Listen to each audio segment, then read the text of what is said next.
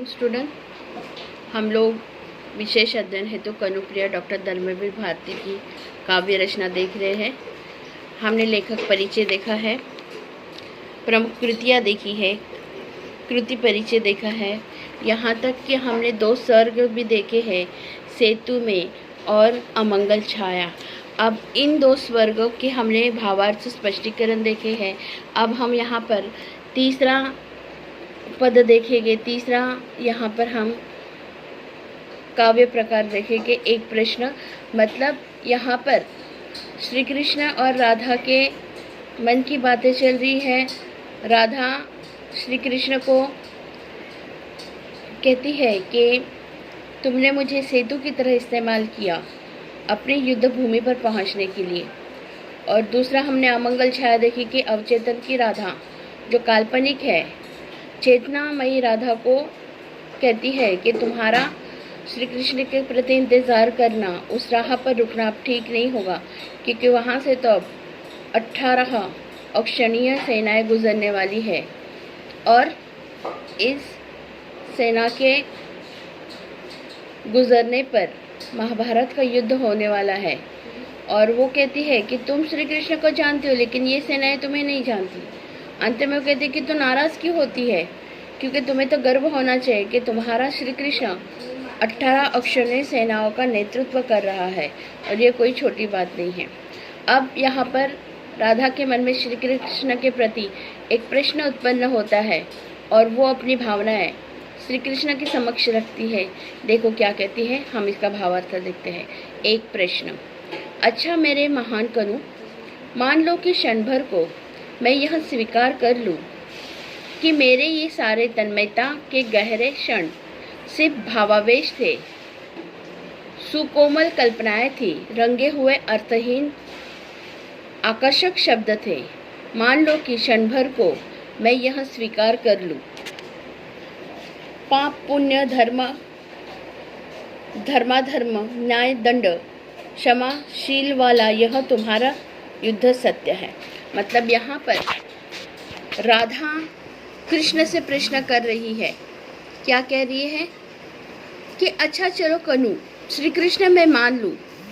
मतलब श्री कृष्ण को संबोधित करते हुए कहती है कि मेरे महान कनु, मान लो क्षण भर के लिए कि मैं इस बात को स्वीकार कर लूँ कि मेरे वे तन्मयता के गहरे क्षण, मतलब भावनाओं के भरे क्षण, तन्मयता मतलब भावनाओं के भरे क्षण, गहरे क्षण केवल मेरे भावावेश थे, सिर्फ मेरे भावावेश थे, मेरी भावनाएं थी, मेरी कोमल कल्पनाएं थी, केवल अर्थहीन मतलब बनावटी, निरर्थक और आकर्षक शब्द थे। मान लो कि क्षण भर को मैं स्वीकार कर लूँ कि पाप पुण्य धर्माधर्म न्याय दंड क्षमाशील वाला यह तुम्हारा युद्ध ही सत्य है।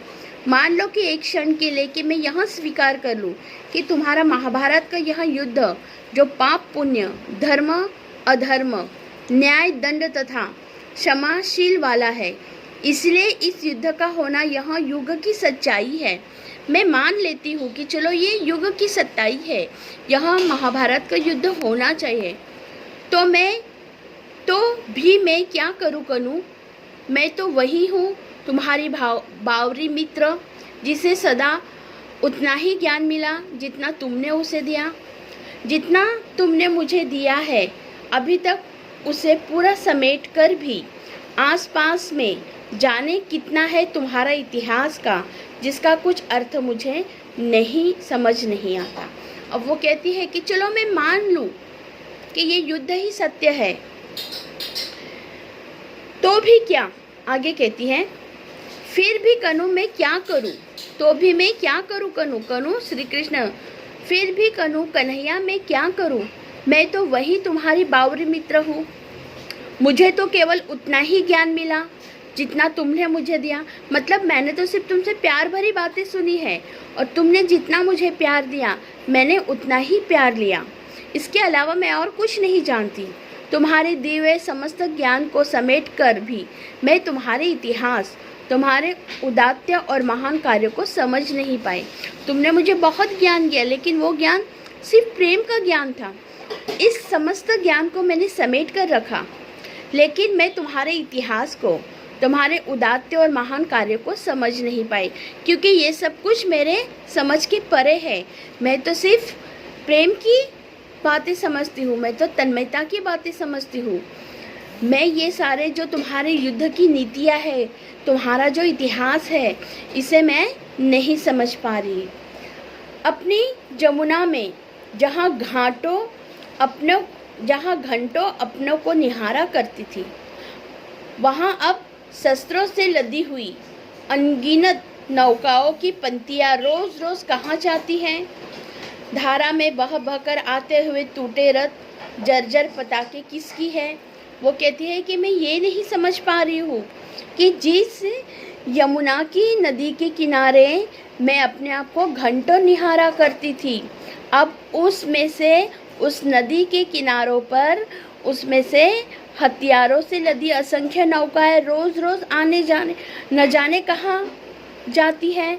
नदी की धारा में बहकर आने वाले टूटे रथ और टूटी हुई पताके किसकी है, ये मैं नहीं जानती, क्योंकि मैं तो सिर्फ इतना ही जानती हूँ कि उस यमुना नदी के किनारे घंटों बैठकर मैं अपने आप को निहारा करती थी, देखा करती थी। पर अब उस शस्त्रों से लदी हुई अनगिनत नौकाएं, असंख्य नौकाओं की पंक्तियाँ रोज रोज उस नदी में से कहाँ जाती है, मैं नहीं समझ पा रही हूँ। और उस धारा में बह बह कर आते हुए टूटे हुए रथ और जर्जर पताके ये किसकी है, ये भी नहीं जानती हूँ। हारी हुई सेनाएं, जीती हुई सेनाएं, नभ को कांपते हुए युद्ध घोष, कंदन स्वर, भागे हुए सैनिकों की सुनी हुई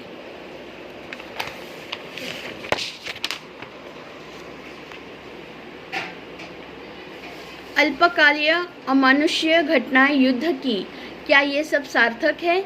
चारों दिशाओं से उत्तर को उड़ उड़ कर जाते हुए गिद्धों को क्या तुम बुलाते हो, जैसे बुलाते थे भटकती हुई गायों को।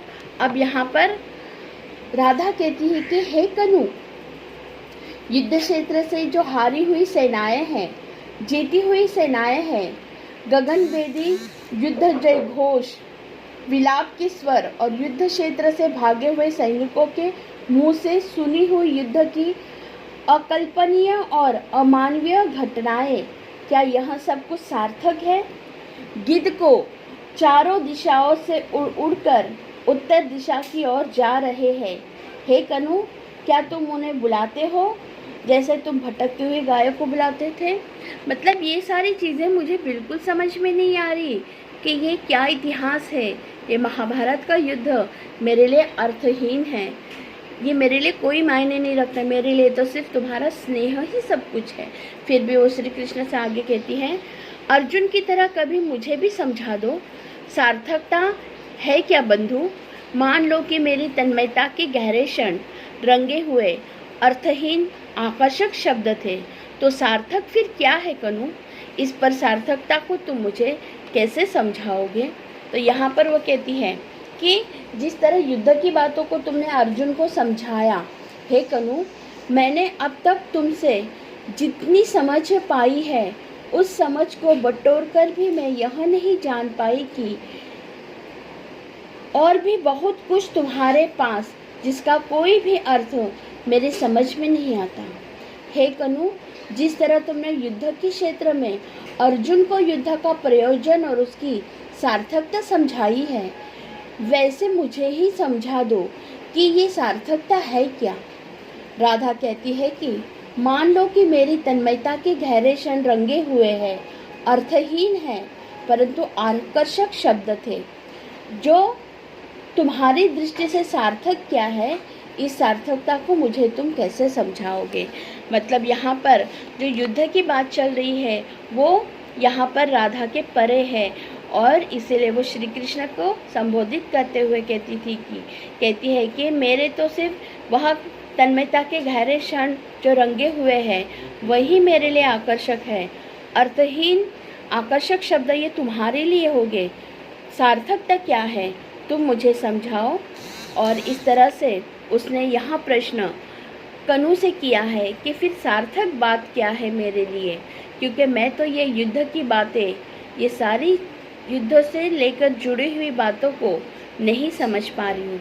जितना तुम अर्जुन को समझाते हो मुझे भी समझा दो कि आखिर ये किस चीज़ की सार्थकता है, लेकिन मेरे लिए तो प्रेम ही सर्वश्रेष्ठ है। अब देखो यहाँ पर अगला हम यहाँ पर काव्य पद देखते हैं, शब्द अर्थहीन, कि मेरे लिए ये सारे शब्द कैसे हैं, अर्थहीन हैं। शब्द मेरे लिए सब अर्थहीन है। मतलब जो तुम श्री कृष्ण अर्जुन को समझाते हैं वो सारे शब्द, वो सारी बातें मेरे लिए अर्थहीन है। इसलिए वो राधा श्री कृष्ण से कहती है शब्द मेरे लिए सब अर्थहीन है।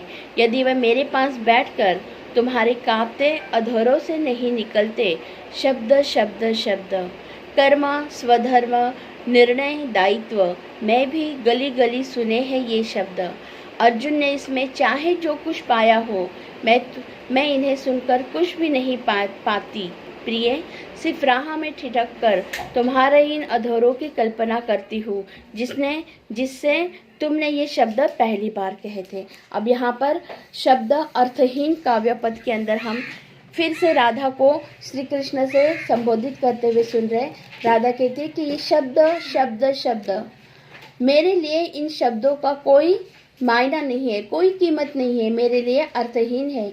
हे कनु, जो शब्द मेरे पास बैठकर तुम्हारे कांपते हुए होठों से, यहाँ पर अधरों का मतलब है होठ, तुम्हारे कांपते हुए होठों से नहीं निकलते, वे सभी शब्द मेरे लिए अर्थहीन है, निरर्थक है। वह कहती है कि धर्म स्वधर्म निर्णय और दायित्व जैसे शब्द मैंने भी गली गली में सुने हैं। अर्जुन ने इन शब्दों में भले ही कुछ पाया हो, हे कनु, इन शब्दों को सुनकर मैं कुछ भी नहीं पाई। मैं रास्ते में ठहर कर तुम्हारे उन होठों की कल्पना करती हूँ जिन होठों से तुमने प्रणय के शब्द पहली बार कहे थे। मतलब ये जो धर्म स्वधर्म निर्णय दायित्व, ये जो सारे शब्द है, ये अर्जुन इसका अर्थ समझ पाते हैं, पर ये शब्द मेरे लिए अर्थहीन हैं। तुम्हारे होठों से निकलने वाले ये शब्द अर्थहीन है, निरर्थक है। मैं तो सिर्फ तुम्हारे होठों से वही प्रणय भरे शब्द, वही प्यार भरे शब्द सुनना चाहती हूँ जो पहली बार तुम्हारे होठों से निकले थे।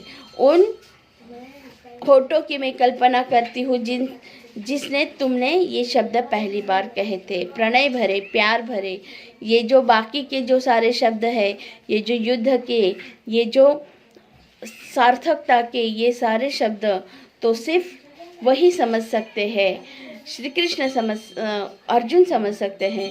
मुझे इन शब्दों से कोई लेना देना नहीं, ये सारे शब्द मेरे लिए अर्थहीन हैं। मैं कल्पना करती हूँ अर्जुन की जगह मैं हूँ और मेरे मन में मोह उत्पन्न हो गया है और मैं नहीं जानती कि युद्ध कौन सा है और मैं किसके पक्ष में हूँ और समस्या क्या है और लड़ाई किस बात की है।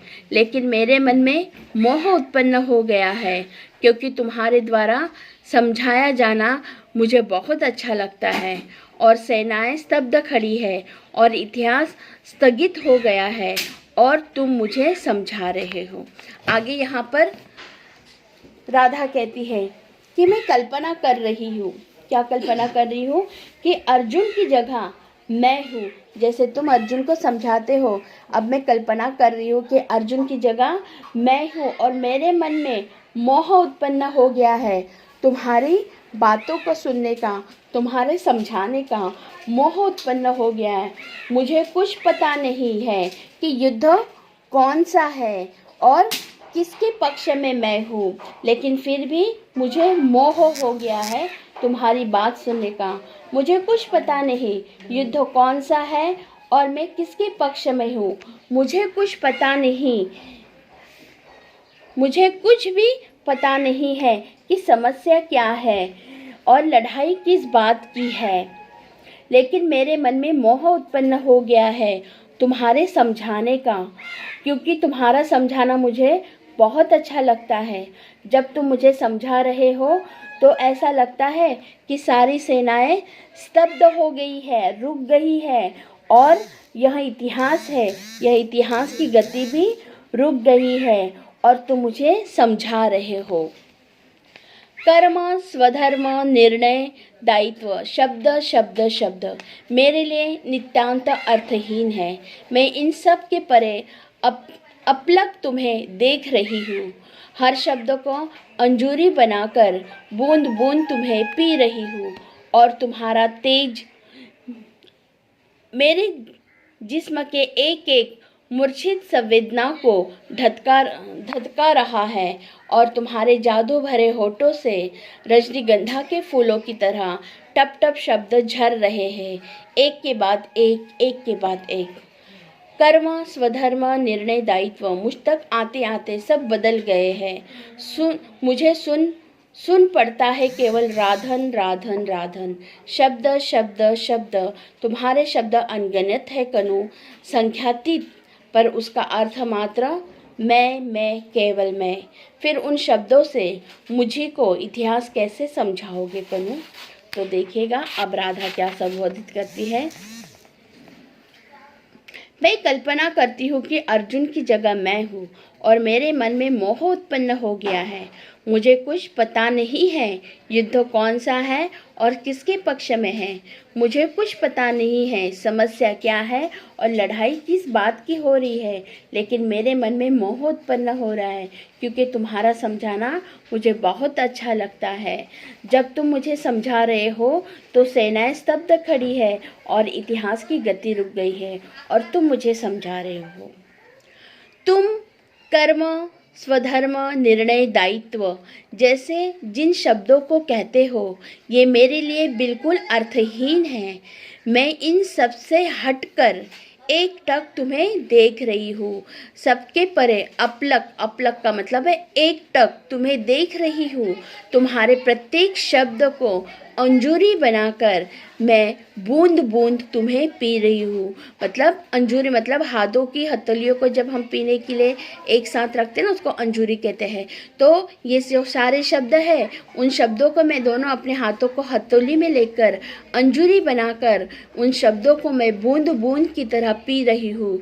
तुम्हारा तेज, तुम्हारा व्यक्तित्व जैसे मेरे शरीर के एक एक मूर्छित संवेदना को दहका रहा है। मतलब ये तो तुम्हारा तेज है और तुम्हारा व्यक्तित्व है, ये मेरे पूरे शरीर को मूर्छित संवेदना बनाकर दहका रहा है। लगता है तुम्हारे जादू भरे होठों से शब्द रजनीगंधा की तरह, फूलों की तरह टपक रहे हैं और एक के बाद एक वो शब्द मुझे रजनीगंधा की फूलों की तरह टपकते हुए महसूस होते हैं।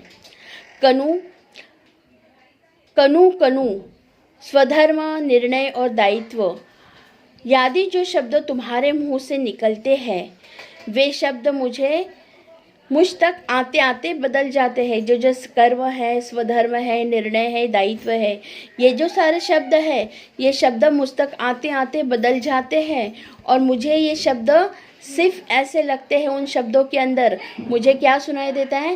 राधन राधन राधन राधन राधन राधन के रूप में ये मुझे शब्द सुनाई देते हैं। तुम्हारे द्वारा कहे जाने वाले शब्द असंख्य है, उसकी गणना नहीं की जा सकती है, पर मेरे लिए उसका अर्थ केवल एक ही है, मैं और केवल मैं। फिर इन शब्दों से मुझे को इतिहास कैसे समझाओगे कनु तुम? मतलब तुम्हारे जो ये शब्द है कर्म, स्वधर्म, निर्णय, दायित्व, ये इतिहास के शब्द है जो मेरे लिए अर्थहीन है, मुझे ये समझ में नहीं आ रहे हैं और ये शब्द जब मुझ तक पहुंचते हैं तो बदल जाते हैं। इन शब्दों में केवल मुझे राधन राधन राधन सुनाई देता है। ये शब्द अनगिनत है तुम्हारे, असंख्य है, पर इसका अर्थ मुझ तक पहुंचते पहुंचते मैं और केवल मैं रह जाता है। फिर इन शब्दों से तुम मुझे कैसे समझाओगे इतिहास को कनु? मतलब ये जो सारी बातें हैं ये युद्ध धरातल की बातें, ये मेरी नासमझ के बाहर है, अर्थहीन है, निरर्थक है।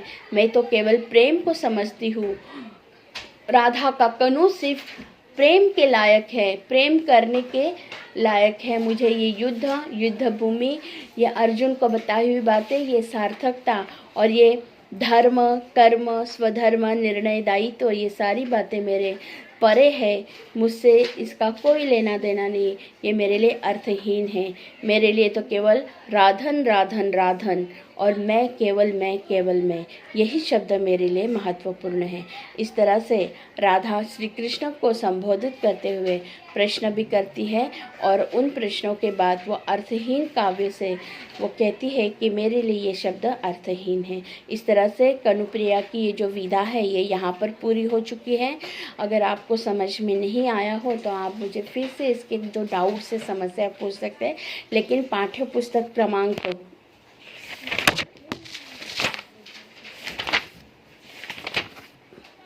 69 से लेकर 77 तक का ये जो पाठ्य पुस्तक है, क्रम है, इसके ऊपर जो भी दिया गया है कनुप्रिया के संदर्भ में, आप उसको अच्छी तरह से पढ़ लीजिएगा, समझ लीजिएगा और फिर कल हम इस कनुप्रिया के संदर्भ की जो भी कृति पत्रिका है, उन कृति पत्रिकाओं को हम यहाँ पर कल देखेंगे। धन्यवाद।